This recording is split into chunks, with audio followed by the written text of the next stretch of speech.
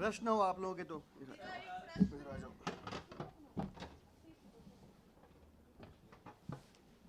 जी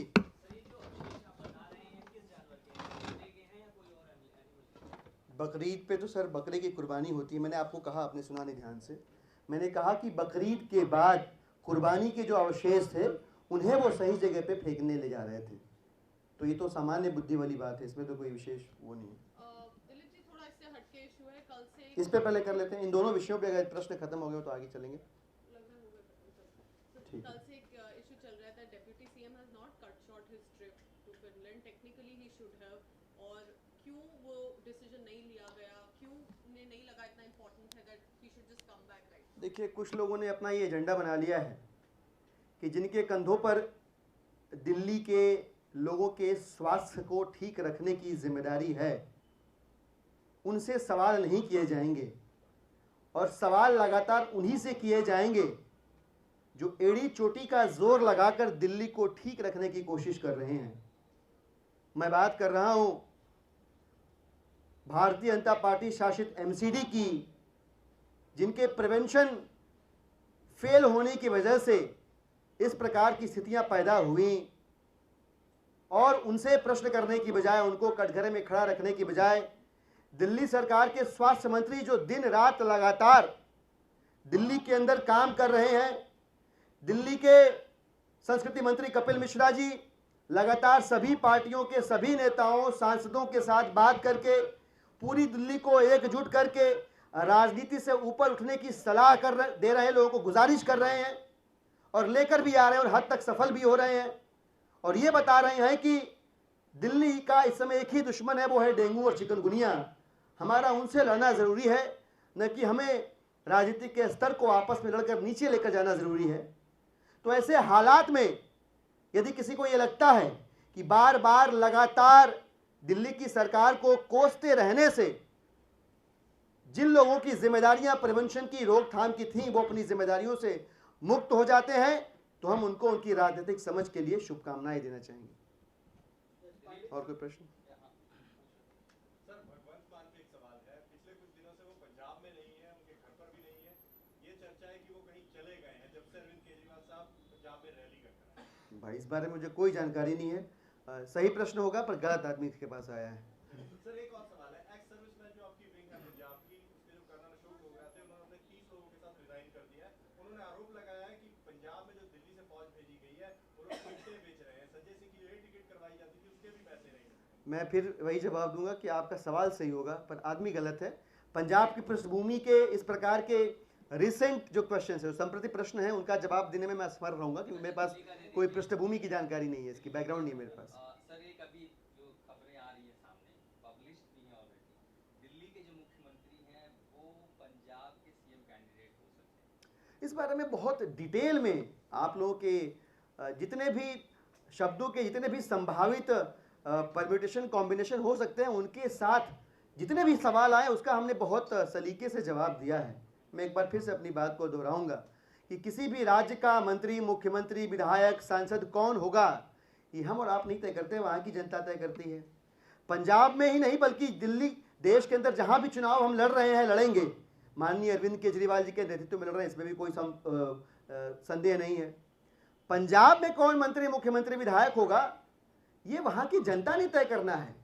मुझे ये बात बिल्कुल समझ में नहीं आती कि हम इतने भावावेश में आ जाते हैं कि हम खुद टीवी चैनलों पे प्रेस कॉन्फ्रेंसेस के जरिए तय करने की कोशिश करते हैं कि किसी राज्य के अंदर कौन मुख्यमंत्री होगा या नहीं होगा। अब इस सवाल के जवाब के अंत में आप तुरंत पूछेंगे मुझसे, तो आप डिनाई कर रहे हैं कि नहीं कर रहे हैं। मैं फिर से वही कहूँगा कि पंजाब में चुनाव अब कुछ महीने रह गए हैं, वहाँ की जनता को अपने मतों का प्रयोग करने दें, अपने विधायक चुनने दें। वहाँ की जनता के प्रतिनिधि के रूप में जो विधायक चुनकर आएंगे उन्हें तय करने दें कि वहाँ से मिस्टर एक्स सीएम होंगे, मिस्टर वाई सीएम होंगे कि मिस्टर जेड सीएम होंगे। ये सिस्टम सबको पता है, विधायक कैसे तय करते हैं या कौन असली में होता, गेम किंग मेकर होता कौन है। अभी आप क्या कह रहे हैं कि दिल्ली के मुख्यमंत्री दिल्ली में रहेंगे, वो पंजाब नहीं जाएंगे? देखिए, सिस्टम को लेकर जो आपकी समझ है या एस्टैब्लिश पॉलिटिकल क्लास को लेकर जो आपकी समझ है, मेरे उत्तर आपकी समझ से ड्रिवन होंगे या आवश्यक नहीं है। इसलिए नहीं, मैं वही कह रहा हूँ, आपका तो सवाल तो हो गया आपका, मैं तो जवाब दे रहा हूँ अपना, फिर से आता हूँ मैं। कि एग्जिस्टिंग पॉलिटिकल क्लास के जो सिस्टम्स हैं, जो प्रोसेसेस हैं, उनको लेकर आपकी क्या समझ है, क्या समझ नहीं है, मुझे उससे बिल्कुल वास्ता नहीं है। मैं जो बात कर रहा हूं वो दो टूक और आपके सीधे प्रश्न का सीधा जवाब दे रहा हूं कि पंजाब की जनता अपना मुस्तकबिल लिखने के लिए आम आदमी पार्टी के साथ अपने आने वाले कल का सफर करने को तैयार है। उस जनता के हाथ अपने मताधिकार की स्याही है, उस स्याही से ही अपना भविष्य लिखने वाली है। जब वो लिखेगी तो उस समय ये भी लिख देगी कि पंजाब का मुख्यमंत्री कौन होने वाला है। अभी बैठ के तय करने की क्या जरूरत है? तो मैं, आप जवाब मैंने वही दे दिया। अच्छा, मैं और जवाब लंबा हो गया आपको, मैं सीधा बताता हूं, पंजाब की जनता तय करेगी, सीधा जवाब। चुनाव करेगी, नहीं मैं बताता हूं। मैं पंजाब, भाई कैंडिडेट तो अभी वहां लिस्ट होना बाकी है, सारे लिस्ट की घोषणा तो हुई नहीं है। कैंडिडेट कोई होगा कि नहीं होगा, कोई चुनाव लड़ेगा कि नहीं लड़ेगा, जब 117 सीटों की घोषणा हो जाए तब आप सवाल पूछिएगा कि भाई ये लड़ेंगे कि नहीं लड़ेंगे, वो लड़ेंगे कि नहीं लड़ेंगे। अभी जो जिन सीटों की घोषणा हुई वो आपके सामने है, आने वाले सीटों की जब घोषणा होगी वो भी आपके सामने होंगे। और अल्टीमेटली इस बात से हम और आप कहाँ इनकार कर पाएंगे कि इलेक्टोरल पॉलिटिक्स में जनता ही तय करती है कि कोई विधायक होगा कि नहीं, और विधायक दल जब बनता है तो वही तय करता है कि कौन मुख्यमंत्री होगा कौन नहीं होगा, विधायक दल का नेता कौन होगा। जी बिल्कुल, प्रत्याशी बिल्कुल पार्टी तय करती है, जितनी तय कर चुकी है। अभी तक कितने प्रत्याशी तय हुए हैं? जितने भी हुए हो उससे एक भी अधिक होंगे, आपको सूचना जाएगी। क्या? हाँ, उम्मीद इस बात की है कि आगे की सीटों की घोषणा होगी, जरूर होगी।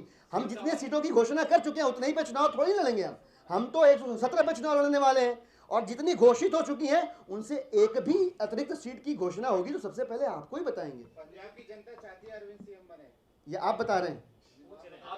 पंजाब की जनता जो चाहती है वो जब वोट का दिन आएगा उस दिन तय कर लेगी। पंजाब की जनता झाड़ू का बटन दबा रही, इस बात में आपको संदेह क्यों है?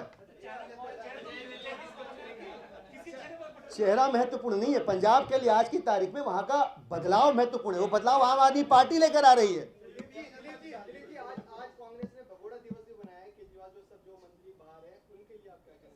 मैं ईमानदारी से कहूं तो ये संवेदनहीन राजनीति का एक निचला स्तर है, जहां पे एक बीमार मुख्यमंत्री का राहुल गांधी जी और उनकी पार्टी मजाक उड़ा रहे हैं।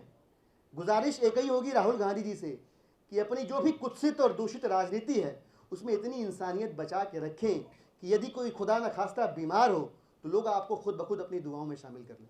दिलीप भाई, एक छोटा सवाल है कि चिकनगुनिया और डेंगू को लेकर जिस हिसाब से लेटर लिखा गया, कहा गया कि बाहर से मरीज जा रहे हैं, तो बाहर कौन? वही बाहर जो आपको सत्ता दिए वही लोग हैं, या किन पे अटैक किया जाता है? किस पे लेटर लिख रहे थे? देखिए, मैं स्पष्ट कर दूं, माननीय जैन साहब ने जेपी नड्डा जी को जो पत्र लिखा, उस पत्र की भाषा, उस पत्र के भाव दोनों को समझना बहुत जरूरी है।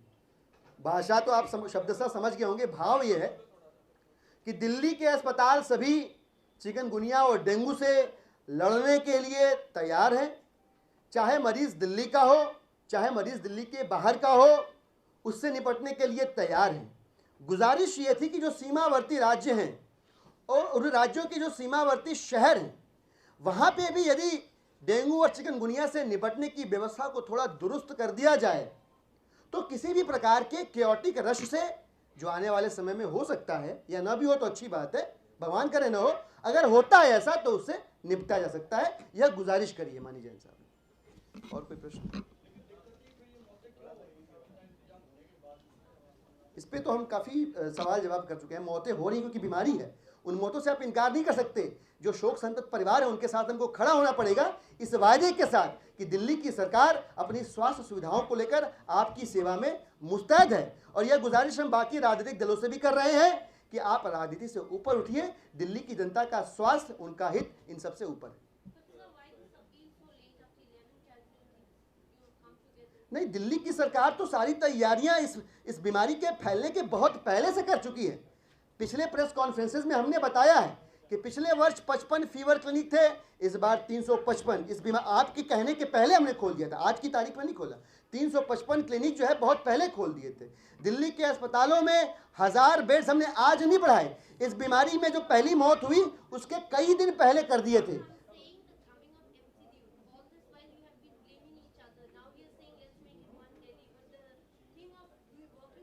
उसकी आवश्यकता जान पड़ रही है। उसकी आवश्यकता इसलिए जान पड़ रही है कि आपके सामने में हमने वीडियोस भी दिखाए कि किस प्रकार से भारतीय जनता पार्टी के प्रदेश उपाध्यक्ष ने एक मलेरिया ऑफिसर को बुरी तरह से पीट दिया, क्योंकि लक्ष्मी नगर में वो जनता की सेवा में वहाँ के स्थानीय विधायक के निवेदन पर उनकी मदद कर रहा था। इस प्रकार की घटनाएं एक आध जगह और वीडियोस आई, हमने सोशल मीडिया पर भी चलाया, जिसमें एमसीडी के कर्मचारी कह रहे कि ऊपर से आदेश नहीं आया। तो हमने यही गुजारिश करी सभी लोगों से कि ये वो वक्त है जहाँ पे आपको अपनी गंदी राजनीति से थोड़ा सा ऊपर उठना पड़ेगा, दिल्ली के जनता के स्वास्थ्य की चिंता को ध्यान में रख के। यदि आप ऐसा करने में असफल होते हैं तो आप अपनी राजनीति की दुकान तो चला लेंगी, लेकिन जनता सब देख रही है। तो इस प्रकार का निवेदन आवश्यक भी रहा है और अब तक सफल भी रहा है, लोग निकल के आ रहे हैं। भारतीय जनता पार्टी के सांसद महोदय से आम आदमी पार्टी के मंत्री कपिल मिश्रा ने गुजारिश करी तो वो आए, सोनिया विहार में मिलकर उन्होंने फॉगिंग करी और दिल्ली की जनता ने इसको अप्रिशिएट किया। हमें सलाम करना चाहिए दिल्ली की जनता के जज्बे को कि जब वो इकट्ठा हो जाती है, एकजुट हो जाती है, तो चाहे मुसीबत कितनी भी बड़ी क्यों ना हो, उसका डट कर सामना करती है, उसे दूर भी भगाती है। तो उसका तो जवाब दे दिया मैंने, आपने सुना, उसका उत्तर दे चुका। और कोई प्रश्न? जी, इसकी एफआईआर हो चुकी है। हमारे जो स्थानीय विधायक हैं इस घटना की जानकारी माइनॉरिटी कमीशन को देना चाह रहे हैं, दो वजहों से। एक कि सख्त से सख्त कार्रवाई हो, दूसरा इस प्रकार की घटनाएं बिना राजनीतिक संरक्षण के नहीं होती हैं। बीजेपी आरएसएस जैसी संस्थाएं इनको संरक्षण देती हैं, तो जो इनके पीछे हैं उन तक भी पहुंचे जांच करके और उनके खिलाफ भी कार्रवाई की जाए। शुक्रिया।